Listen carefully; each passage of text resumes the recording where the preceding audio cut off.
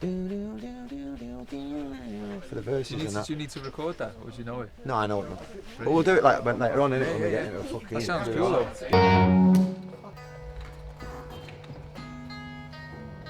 Okay, so where am I? 1, 2. Yeah. All good?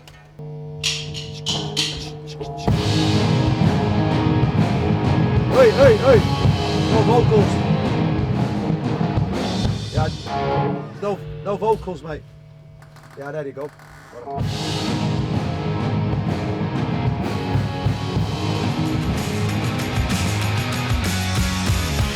one loves like you do. I'm all messed up, but I'm over you.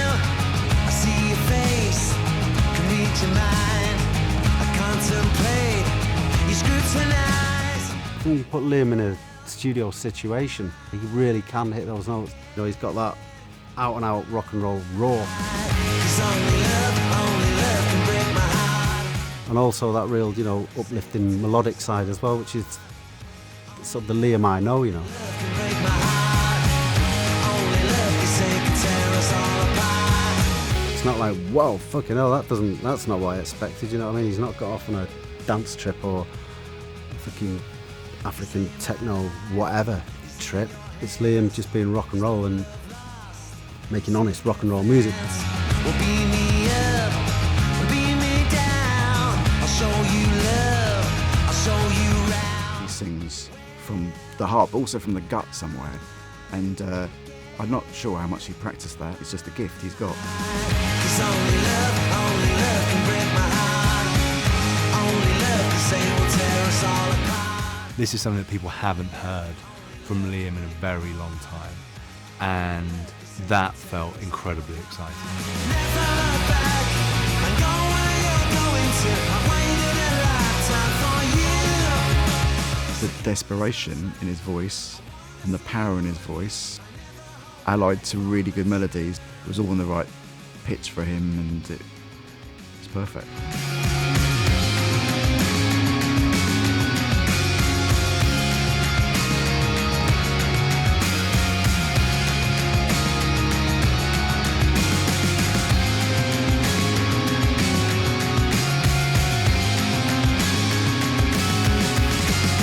Never look back and go where you're going to. I've waited a lifetime for you. Doesn't sound like Liam singing somebody else's song.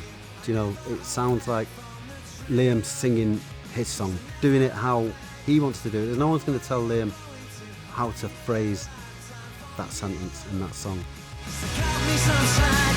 I wanna see all of you. I never hold back from the truth. Unlike you. That high, like clear power was back in his voice, and I was like, we're going to smash this. This is something really special.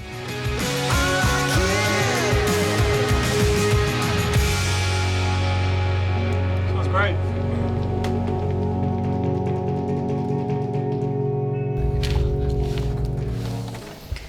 Sweet. Nice one, Liam, thanks.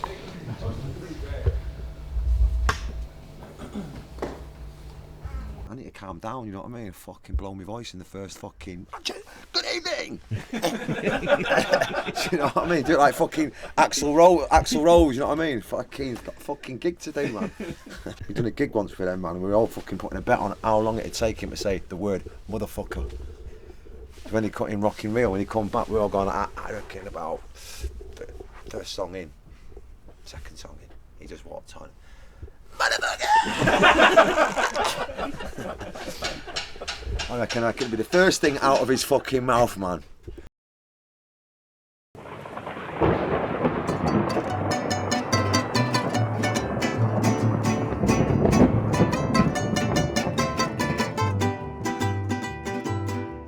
De los comienzos de lana, que se vaya más para abajo, allá en el rancho grande, allá donde vivía.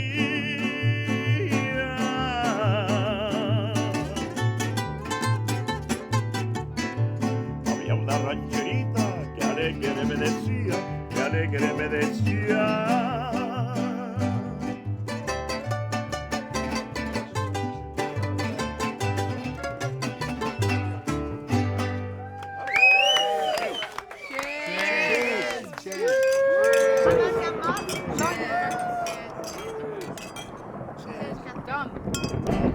birthday to you. Happy birthday to you. Happy birthday. Happy birthday. Happy birthday to you. Whoever you are. Happy birthday to you. Happy birthday to you. Is it Jean's birthday? Just wanted to hear one that we know. A song that we know. You know what, to be fair, I'm a bit of a shit fan, it could be, I'm not sure. I don't think it is. No, it's not. It's the wind-up. We're gonna...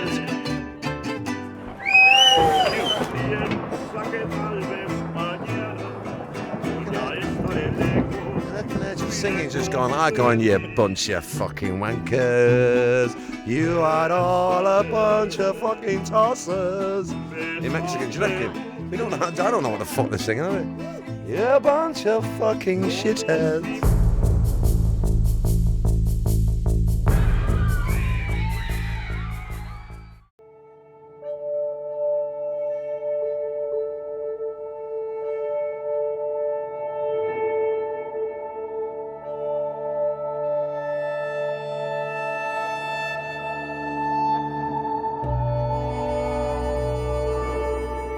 He was always very full on from a very early age. Hyperactive, centre of everything. He's 7. I'm basically 14. Kind of a father, but not a father, if you know what I mean. Left school, got a job. You had to do what you got to do to put food on the table. That's what I did. We're out with my older friends, and my mother used to say, "He's your brother, take him with you." I'm like, there's nothing worse than having a 7-year-old. Teenager, can you take it? How can you take him with you? But fortunately for me, I didn't have to share a room with him. That was Noel's job. I got away with that one. He was great at running at school and football. He loved performing because he was always in the school plays, and if he didn't get the piece that he wanted, he wasn't going to do it.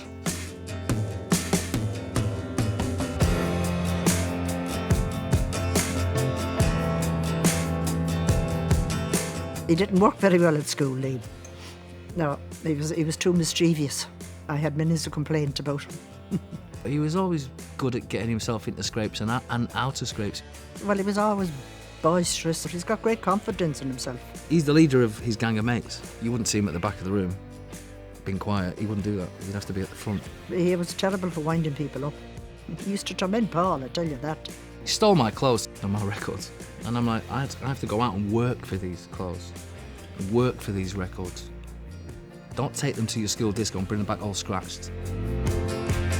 When he was about 8, his mate down the road pierced his ears with a needle. Then he had his hair dyed orange when he was about 12, and they wanted to put him out at school.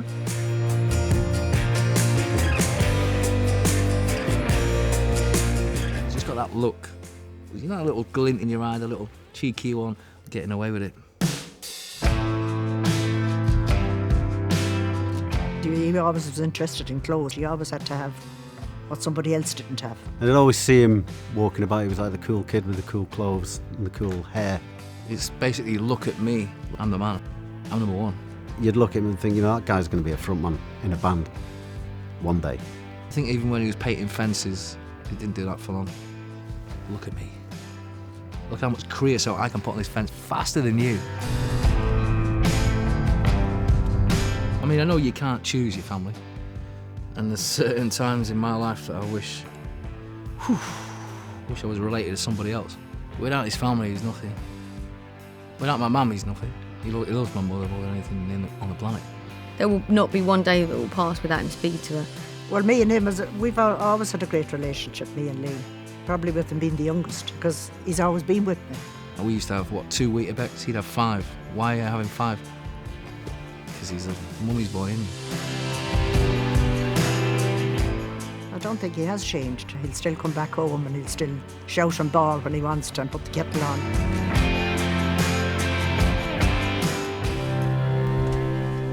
Tripping in there one night watching the Mondays with about 5 of us.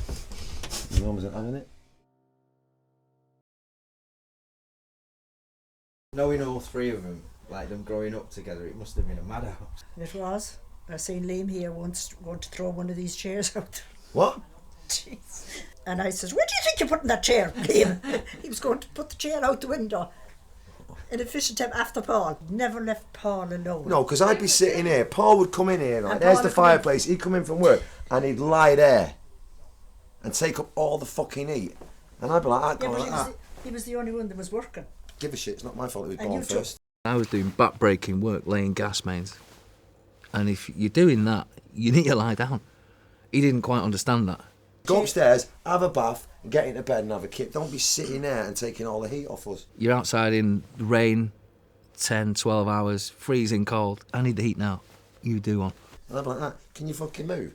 So then I thought, you know what, fuck it, he's not going to fucking move. So he will come in, hand it, so he'll come in as a fucking puffy cushion. No, he didn't actually, because he'd have to have really long feet to stretch from one chair to there. And the last time I looked, he wasn't 7'6". I beg to differ on that story. Paul will give you the money then to go over to the shop for cigarettes and buy you trainers and everything. He was very good to you, Paul. Yeah, he's a good lad, Paul. Yeah. He's a good puffy You used cushion. to torment him. You didn't torment Noel, though. Noel was always the quieter of the two of you. You just went about his You business. mean the more slippery? A new year and they're all going to get on together. Yeah. That's it.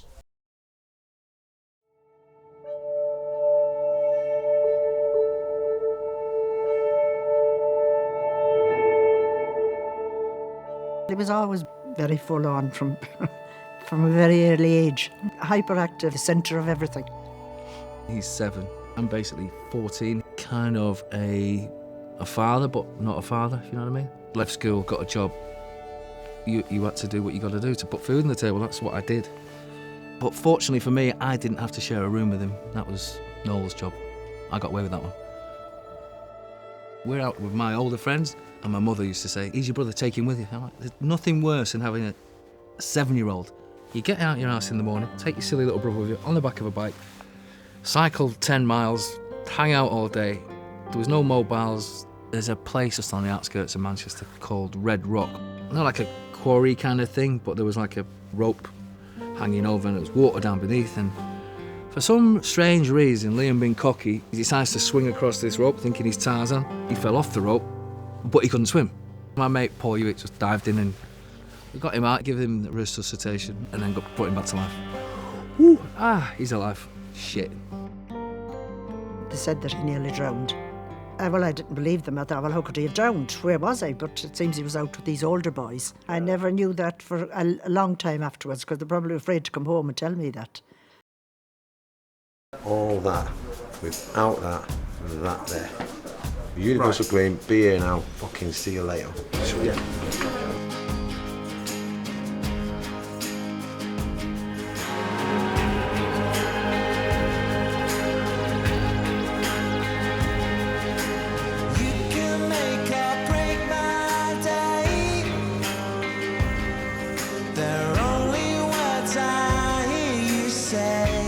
I think it was really important to all of us to make sure that when we put the band together that we got like-minded people and people that he could just really vibe off and that he would get on with on a personal level as well as being amazing musicians. But I'm older now, gonna show you how for real. They very cleverly chose a good bunch of people that they could foresee just working well together and the right fit for the right kind of band that Liam wanted.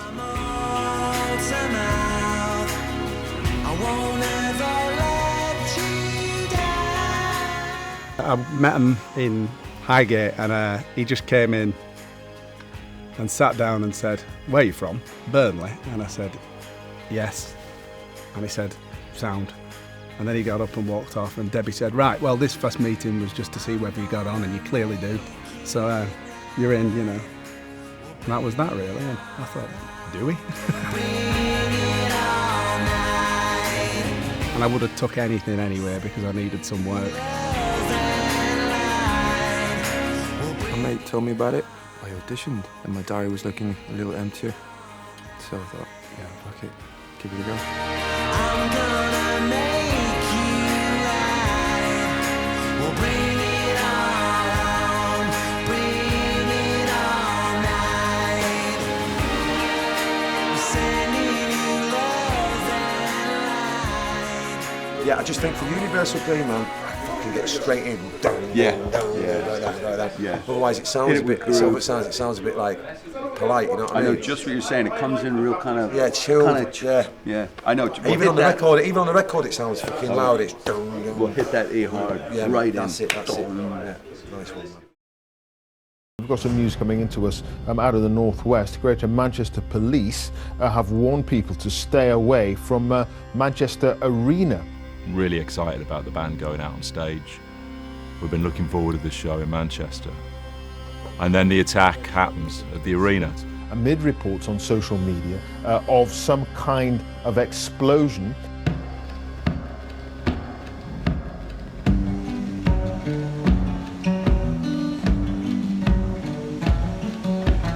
I mean, what happened last week was absolutely horrendous. It's just heartbreaking, but it's really nice to see how everyone's coming together. Well, the cops are taking over while everyone's in yoga.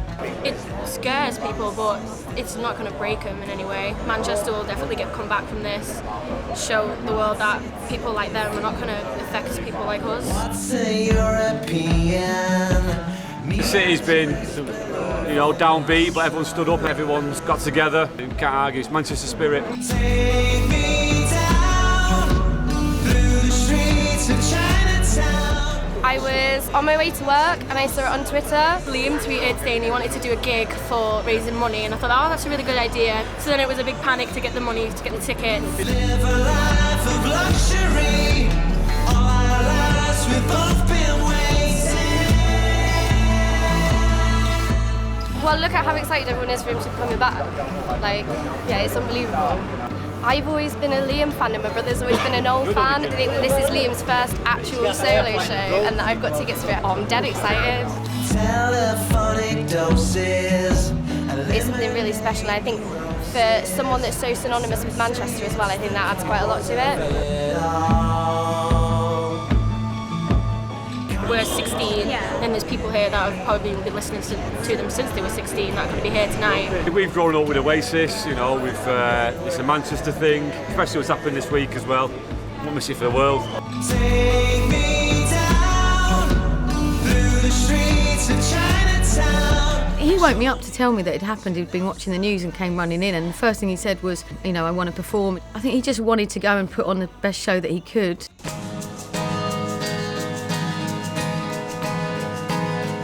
I think everything got real because of what had happened in the city the week before. And it was just a case of, right, we've got a job to do, let's get up there and do it. It's really important. I think he's going back to his home city. He's a hero in that city, and he's going back and communicating with a city that was feeling very wounded at that time. Try that. 1, 2, 1, 2. It sounds much better to me. The pressure he felt must have been enormous. Not only is it your first show in 4 years, you're doing it in your home city, and the stakes have just been raised to an unbelievable height.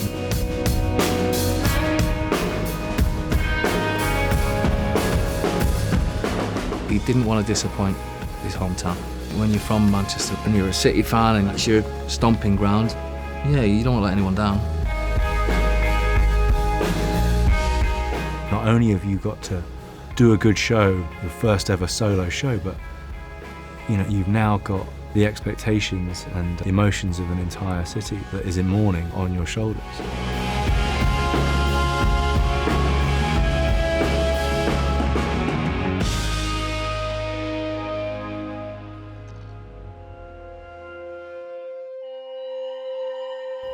He said, I need 22 candles on stage, it was very important. It's horrific, wasn't it, man? Horrific. It was, but hopefully, put that aside, get them bouncing tonight, forget about that, get the mind off that. It's horrible, man, horrible.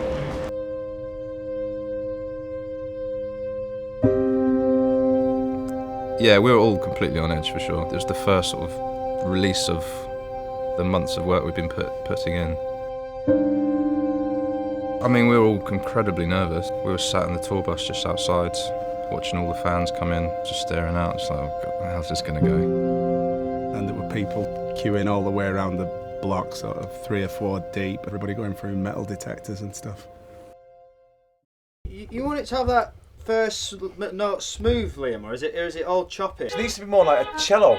The deeper stuff's good. I think he's probably worked with a lot of people that had a lot of louder voices than him in terms of producing and recording. And also other people had written songs for him to sing. And the idea of the songs I was going to produce were songs that Liam wrote. It's his songs, it's his voice. There's no one else to hide behind.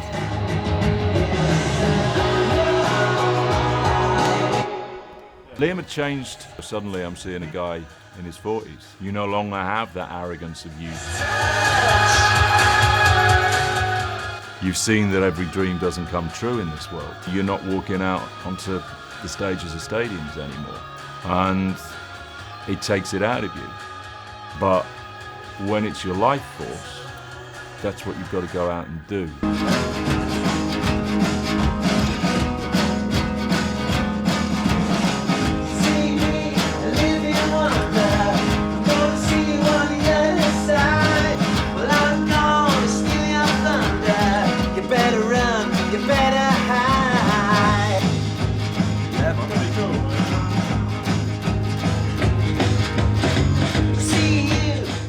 Definitely got happier as he went in the studio and started recording again.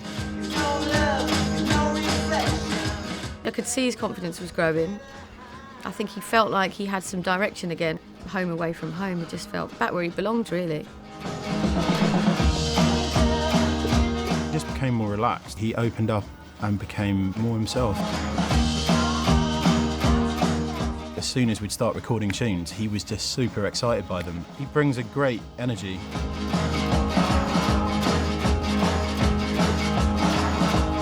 Oh, sorry, man. We'll come back tomorrow, and if there's anything more, we can drop in and do it. Yeah, as long as we get the bones of it down, man.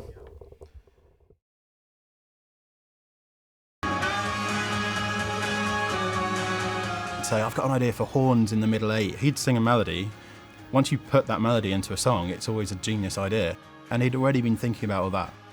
Towards the end of it, we were all just really excited. Cool. I think that's completely off its tits. Good work, man. Well, as ever, brother. You can bring some rock and roll back to the fucking 21st century. Fucking exactly, man. It's easy, isn't it, though, when you rock and roll.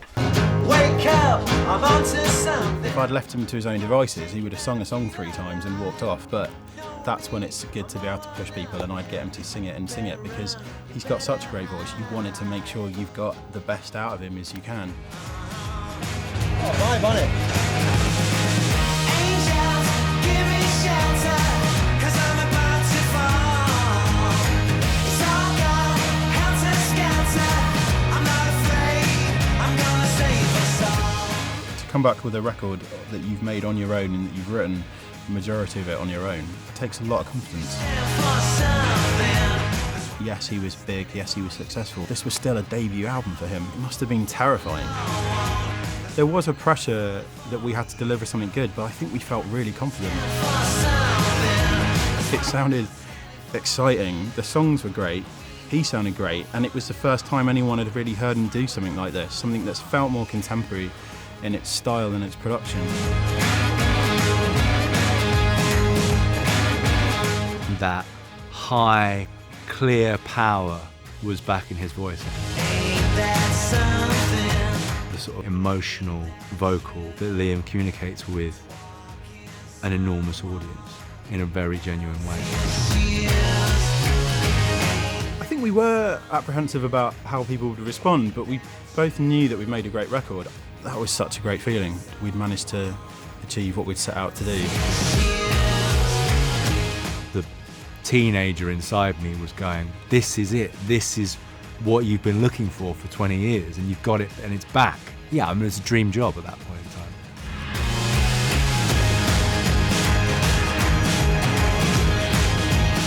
I think we were super excited to get it out there.